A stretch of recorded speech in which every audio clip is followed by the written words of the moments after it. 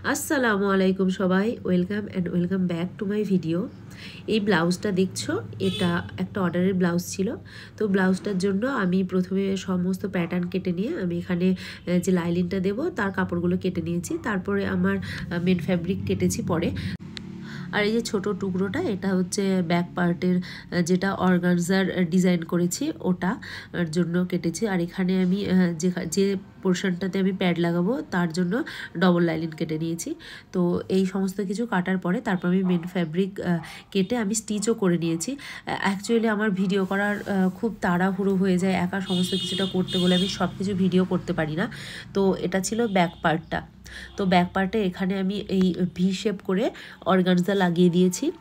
আর organza ফ্যাব্রিকটার উপরে একেবারে পুরো প্লেন হয়ে থাকবে, তো সেই জন্য এখানে আমি ছোট সাইজে যে একদম পুচকু পড়া যে পুঁথিগুলো হয়, পার্ল পুঁথি বিডসগুলো, সেগুলো এখানে আমি সুতো দিয়ে পুরোটা সব লাগিয়ে দিয়েছি।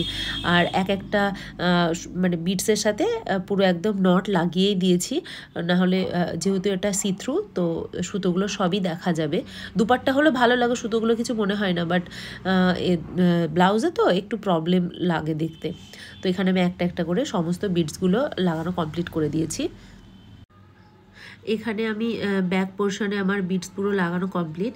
আর এই যে ব্লাউজটা আমাকে করতে দিয়েছিল যে ক্লায়েন্ট, আমাকে বলেছিল যে অল্প করে পাপ স্লিপ করে দিতে। তো আমি কাপড়ে একদমই কোলাতে পারছিলাম না, তো সেই জন্য আমি স্লিভসের উপরের পোর্শনটা যে জায়গাটা পাফ হবে সেই জায়গাটাতেও আমি এই সেম কালারের অর্গানজা ফ্যাব্রিকটা নিয়ে আর পিঠে যে ডিজাইনটা করেছি ওই ডিজাইনটা দিয়েই আমি পুরো পাফটা করে ডিজাইন করেছি।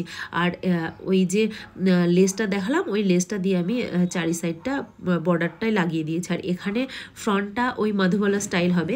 তো এখানে আমার সমস্ত পার্ট কাটা কমপ্লিট, আর শুধু এই পোর্শনটা, রাউন্ড পোর্শনটা আমি করে নিয়েছি, স্টিচ করে নিয়েছি। তো এই যে দেখছো এখানে আমি লেসও লাগিয়েছি, আর নিচের পোর্শনটাতে আমার না অনেক খালি খালি লাগছিল। তো সেই জন্য আমি এখানে যে বিডসগুলো, যে সাইজের বিডসগুলো আমি উপরে লাগিয়েছি এই অর্গানজা ফ্যাব্রিকটাতে, সেম বিডসটা আমি নিচে ওই সুতো দিয়ে এখানে আমি লাগিয়ে দিয়েছি।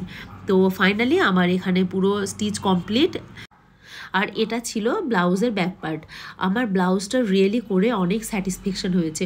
ওই যে হয় না, মানে করে দিলাম তার জন্য আমি যে টাকাটা পেলাম ওটাতে হলেই হবে, বাট আমার ওটাতে ঠিক শান্তি হয় না, আমাকে স্যাটিসফ্যাকশন হতে হয়, না হলে আমার ঠিক কেমন কেমন একটা লাগে। আমি চেষ্টা করি সবার ব্লাউজই সুন্দর করে দেওয়ার, কিন্তু ওই যে কাপড়ে কোলাতে পারি না বলে অনেক সময় ডিজাইন চেঞ্জ করতে হয়। তো এখানে যেহেতু আমি এক্সট্রা যা কাপড় ছিল তার থেকে অন্য এক্সট্রা কাপড় দিয়ে করে দিয়েছি বলে এখানে আমি মনের মতন করে ডিজাইন করতে পেরেছি। আর এটা ছিল ব্লাউজটার ফ্রন্ট পার্টে যে মধুবালা স্টাইল, আর চারিপাশে ওই সেম লেসটাই করে দিয়েছি। আর যেহেতু ব্লাউজটার ফ্রন্ট আর ব্যাকেই দুটোই ডিজাইন, মানে মাঝখান দিয়ে ও তো কাট করে দিলে পুরো ডিজাইনটা কেমন নষ্ট হয়ে যাবে বলে আমি ফ্রন্ট ব্যাক দুটোতেই আমি ওপেন করে নিয়ে আমি এটা না সাইড ওপেন করে দিয়েছি। আর এই যে এটা ছিল স্লিভস ডিজাইন। আর ব্লাউজটা কেমন হয়েছে অবশ্যই তোমরা আমাকে কমেন্ট করে জানিও। আর কেউ যদি আমার কাছ থেকে এরকম বা তোমাদের পছন্দের মতন যে কোনো ব্লাউজ বানিয়ে নিতে চাও বা ড্রেস বানাতে চাও, অবশ্যই আমার সাথে ইনস্টাগ্রাম বা ফেসবুকে যোগাযোগ করো। আর আমার চ্যানেল যদি সাবস্ক্রাইব করা না থাকে বা ফেসবুকের পেজটা ফলো না করা থাকে অবশ্যই করে দিও। আর এই যে দেখছো এখানটাতে আমি যে বললাম যে আমি সাইডে ওপেন করেছি যাতে ডিজাইন নষ্ট না হয়ে যায়, তো সেই জন্য এখানে আমি সাইড ওপেন করে দিয়েছি। আর পুরো ভিডিওটা দেখার জন্য থ্যাংক ইউ সো মাচ। সবাই ভালো থেকো, টাটা, বাই।